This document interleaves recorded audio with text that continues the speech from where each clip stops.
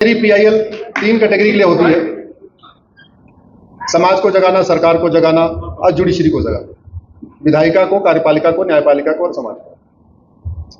जब मैं वक्फ बोर्ड की पीआईएल पे काम कर रहा था, 3-4 महीने मुझे लगे इस पे काम करने में। पीआईएल करना इतना आसान नहीं होता। इसलिए आसान नहीं होता क्योंकि आपके पास कुछ रिटर्न में डॉक्यूमेंट बहुत कम होता है, आपको ढूंढना पड़ता है, आपको आरटीआई फाइल करनी होती है, डॉक्यूमेंट निकलवाने होते हैं, बहुत सारे काम करने होते हैं।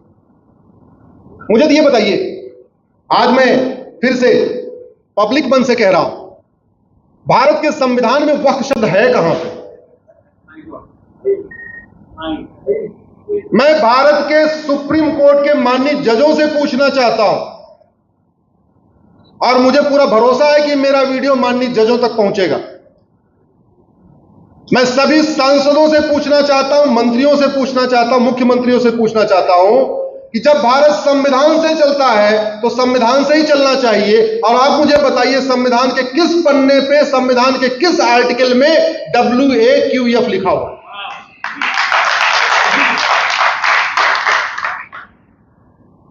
संविधान ट्रिब्यूनल बनाने का शक्ति देता है केंद्र सरकार को, और ट्रिब्यूनल चल भी रहे। एनजीटी चल रहा है, इनकम टैक्स का ट्रिब्यूनल है, जीएसटी के ट्रिब्यूनल है, अपने अपने ट्रिब्यूनल है। लेकिन भारत का संविधान मजहब के आधार पर ट्रिब्यूनल बनाने के लिए कोई शक्ति नहीं देता। भारत का संविधान तो मजहब के आधार पर कोई योजना बनाने की शक्ति नहीं देता। भारत का संविधान कहता है मजहब के आधार पर कोई योजना नहीं होनी चाहिए, मजहब के आधार पर कोई आयोग नहीं होना चाहिए, मजहब के आधार पर कोई कमीशन नहीं होना चाहिए, मजहब के आधार पर कोई ट्रिब्यूनल नहीं होना चाहिए, मजहब के आधार पर कोई कानून नहीं होना चाहिए। भारत का संविधान 2 लोगों को स्पेशल प्रिविलेज देता है। एक कहता है SC ST के लिए आप अलग से कमीशन बना सकते हैं, अलग से योजना बना सकते हैं, अलग से कानून बना सकते हैं। दूसरा वो देता है महिलाओं, बच्चों के लिए अलग से आप कानून बना सकते हैं, अलग से योजना बना सकते हैं, अलग से बजट रख सकते हैं। तो महिला आयोग समझ में आती बात, बाल आयोग समझ में आता है, SC ST आयोग ठीक है, SC ST के लिए अलग से मिनिस्ट्री ठीक है, महिला के लिए अलग से मिनिस्ट्री ठीक है, लेकिन मजहब के आधार पर कोई भी काम नहीं होना चाहिए। भारत का संविधान इसको स्ट्रिक्ट मना करता है। दुर्भाग्यवश संविधान की शपथ लेने वाले संविधान की धज्जियां उड़ाते हैं। और जिस वक्फ बोर्ड के पास 1947 में 45,000 एकड़ जमीन थी, उसके पास अब 10 लाख एकड़ जमीन है, यानी 20 गुने ज्यादा जमीन हो गई। सवाल यह है कि अगर एक मजहब के लिए वक्फ बोर्ड है, वक्फ ट्रिब्यूनल है, तो हिंदू के लिए हिंदू बोर्ड, हिंदू ट्रिब्यूनल क्यों नहीं होना चाहिए? जैन के लिए जैन बोर्ड और जैन ट्रिब्यूनल क्यों नहीं होना चाहिए? बौद्ध के लिए बौद्ध बोर्ड, बौद्ध ट्रिब्यूनल क्यों नहीं होना चाहिए? ईसाई के लिए ईसाई बोर्ड, ईसाई ट्रिब्यूनल क्यों नहीं होना चाहिए? बहाई के लिए बहाई बोर्ड, बहाई ट्रिब्यूनल क्यों नहीं होना चाहिए? यहूदी के लिए यहूदी बोर्ड, यहूदी ट्रिब्यूनल क्यों नहीं होना चाहिए? एक के लिए क्यों? और आप जानते हैं, मालदीव का क्षेत्रफल 75,000 एकड़ है, और भारत में वक्फ बोर्ड के पास 10 लाख एकड़ जमीन है, यानी भारत में वक्फ बोर्ड के ऊपर 13 मालदीव बसाए जा सकते हैं। बहरीन का क्षेत्रफल 1,75,000 एकड़ है, यानी भारत में वक्फ बोर्ड के ऊपर 6 बहरीन बन सकते हैं। भारत मॉरिशस का क्षेत्रफल 5 लाख एकड़ है, वक्फ बोर्ड के ऊपर 2 मॉरिशस बन सकते हैं। दुनिया के 50 देशों का क्षेत्रफल 10 लाख एकड़ से कम है, यानी दुनिया के 50 देशों का क्षेत्रफल भारत में वक्फ बोर्ड की जमीन से कम है। और अनलिमिटेड पावर, 7 लोगों का बोर्ड है, उसमें एक एमएलए होगा मुस्लिम, एक एमपी होगा मुस्लिम, एक टाउन प्लानर मुस्लिम, एक एडवोकेट होगा मुस्लिम, एक मुतवल्ली होगा मुस्लिम, एक स्कॉलर होगा मुस्लिम। वही नोटिस जारी करेगा, वही सर्वे करेगा। कहने का मतलब, जो चोर है वही दरोगा है, वही इंस्पेक्टर है, वही जज है, सब कुछ वही है। और अनलिमिटेड पावर कि नोटिस भेजते समय जांच भी नहीं करना। अगर वक्फ बोर्ड को लगता है आपका क्लब वक्फ बोर्ड का है, यहां कभी वो बस इतना ही कहना है उसको एक चिट्ठी भेजते समय, यहां पे बाबर का घोड़ा घास खाने आता था, ये प्रॉपर्टी वक्फ बोर्ड की है, आप लड़ो 40 साल लड़ो, 40 साल लड़ते रहो आप। तो वक्फ बोर्ड ने पिछले 75 साल में 2 काम किया।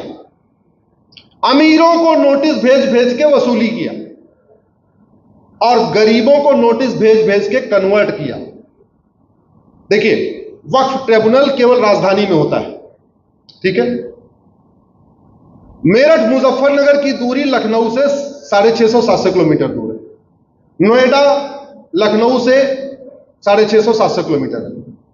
अब अमीर को उसने नोटिस भेज दिया, बड़े लोगों को, आप जैसे सम्रांत लोगों को, भाई आप बोले आपका जो ये घर है, आपका जो ऑफिस है, यहां औरंगजेब घुड़सवारी किया करता था, आप खाली करो। और उसमें बड़ी कलाकारी, उसको एक अखबार में नोटिस देना होता है। वो किस अखबार में, ऐसी कोई गाइडलाइन नहीं। तो वक्फ बोर्ड वाले नोटिस ऐसे अखबार में देते हैं जिस अखबार कोई पढ़ता ही नहीं। भारत में ऐसे अखबार भी तो है ना जो कोई पढ़ता ही नहीं है, वो छोटे छोटे 4-4 पन्ने वाले, 5-5 पन्ने वाले ऐसे अखबार भी है। तो उसमें नोटिस दे दिया, 30 दिन के अंदर अगर आपने ऑब्जेक्शन नहीं फाइल किया, वो जमीन उसकी हो गई। अब आप लड़ते रहो। लड़ना कहां है, आपको जवाब देना है वक्फ ट्रिब्यूनल के सामने। जमीन आपकी मेरठ मुजफ्फरनगर में है, जाना आपको लखनऊ है। जमीन आपकी भोपाल से 700 किलोमीटर दूर है, पहुंचना आपको भोपाल में है, हर राज्य की राजधानी में। गुहार किससे लगानी है?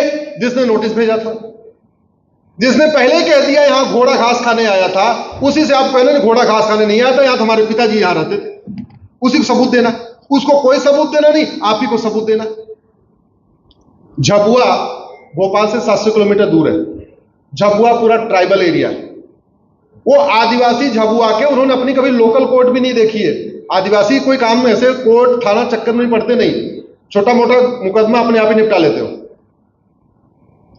अब झाबुआ के आदिवासियों को नोटिस जाता है कि ये तुम्हारा गांव वक्फ बोर्ड का है। वो कहता है क्या करूं? बोले भोपाल आओ। वो कहता भोपाल कहां है? बोले ट्रेन पकड़ के आना।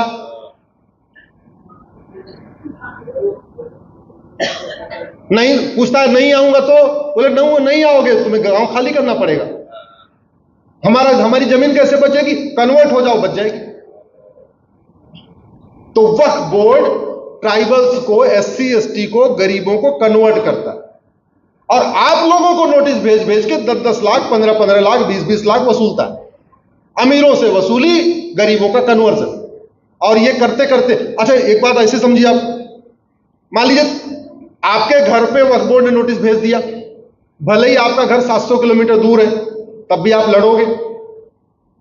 या तो रफा दफा करोगे ले देके, नहीं तो लड़ोगे। आपके बगल के पार्क पे अगर उसने कह दिया ये पार्क, यहां पे घोड़ा खाता था घास, अपने पार्क के लिए आप लड़ोगे क्या? तो गांव में ऊसर जमीन होती है, बंजर जमीन होती है, गांव में खेल का मैदान होता है, गांव में शादी विवाह की जो बारात आती है उसको रुकने के लिए जगह छोड़ी जाती है। उन सारी जगहों पे नोटिस भेज भेज के उसने अपने नाम कर लिया। न लेखपाल लड़े, न पटवारी लड़े, न तहसीलदार लड़े। वैसे लेखपाल, पटवारी, तहसीलदार किस काम में व्यस्त रहते हैं आपको पता ही, अगर आपका आमना सामना पड़ा होगा। वो तो सुबह से लेकर शाम तक अपना काम करने में लगे रहते हैं। तो देखते देखते 10 लाख एकड़ जमीन पे कब्जा हो गया। जब मैंने पहली PIL फाइल किया, पहले तो मैंने सुप्रीम कोर्ट में फाइल किया, तो कह रहे नहीं आप हाई कोर्ट चले जाओ। अरे हमने कहा साहब पूरे देश का मुद्दा है। कई बार बहुत जलालत भी झेलनी पड़ती है कोर्ट में। हमें पता होता है ये गलत कर रहे हैं, फिर भी बोल नहीं पाते।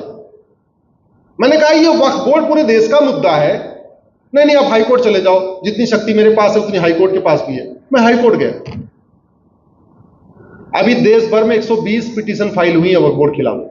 जब मैंने पहली फाइल किया, अखबारों में छपा, फिर जो लोग परेशान थे वो पिटीशन की कॉपी मांगते गए। मैंने सबको पिटीशन कॉपी देता रहा। अभी देश भर में 120 PIL आ चुकी है। मेरा यह मानना है वक्फ बोर्ड की एक एक इंच जमीन की ऑडिट होना चाहिए। दूसरा, एक मजहब के लिए वक्फ बोर्ड क्यों? यूनिफॉर्म प्रॉपर्टी कोड बनाइए, यूनिफॉर्म चैरिटी कोड बनाइए। अरे जिसको हम दान कहते हैं उसी को तो वक्फ कहते हैं। बिरला जी ने पूरे देश में धर्मशाला बना दिया, अब उनके धर्मशाला का मुकदमा चलेगा तो कोर्ट में चलेगा, और वक्फ बोर्ड का जमीन अगर उसी उनके धर्मशाला पर वक्फ बोर्ड आके कह देगा ये हमारी जमीन है, तो उन बिरला जी को जाना पड़ेगा वक्फ ट्रिब्यूनल के सामने। ये कौन सा नियम है? मान लीजिए बिरला जी ने धर्मशाला बना दिया, अगर कोई हिंदू जाके बोले ये जो धर्मशाला बनी है ये मेरी है, तो उसका मुकदमा कहां चलेगा? डिस्ट्रिक्ट कोर्ट में, और वहीं के कोर्ट में चलेगा, उसी जिले की कोर्ट में। लेकिन अगर वक्फ की नोटिस गई, ये जो बिरला मंदिर बना है, बिरला जी का धर्मशाला बना है, ये वक्फ प्रॉपर्टी है, तो उस जिले में वो मुकदमा नहीं चलेगा, स्टेट में वक्फ ट्रिब्यूनल आना पड़ेगा। यानी अगर आपका बिरला मंदिर मेरठ में है, जाना पड़ेगा बिरला जी के पदाधिकारियों को लखनऊ। ये कौन सा नियम भैया? जैन दान नहीं करते क्या? इस देश में सबसे ज्यादा दान तो माहेश्वरी समाज करता है, जैन समाज करता है, और अब मारवाड़ी समाज करता है। वो दान नहीं करते क्या? हिंदू दान करे अलग कानून, अब मुस्लिम दान करे उसके लिए अलग से बोर्ड, अलग से ट्रिब्यूनल। मेरा ये मानना चाहिए कानून में बदलाव नहीं होना चाहिए, कानून 100% खत्म होना चाहिए। एक uniform property code, uniform charity code, uniform endowment code होना चाहिए, अलग अलग नहीं होना चाहिए। ये विभाजन की चीजें, विभाजन के बीज को खत्म कर देना चाहिए। अगर बीज रहेगा तो फिर उसमें पत्ते निकलेंगे। हमें अगर पता है ये बबूल है, इसमें कांटे निकलते हैं, इसमें आम कभी नहीं निकलेगा, तो उसकी टहनियां नहीं काटनी चाहिए, उसके कांटों को नहीं निकालना चाहिए, बबूल को जड़ से खत्म कर देना चाहिए। अगर जड़ से खत्म नहीं करेंगे तो 10 साल 5 साल के बाद उसमें दोबारा कांटे निकलेंगे। धन्यवाद।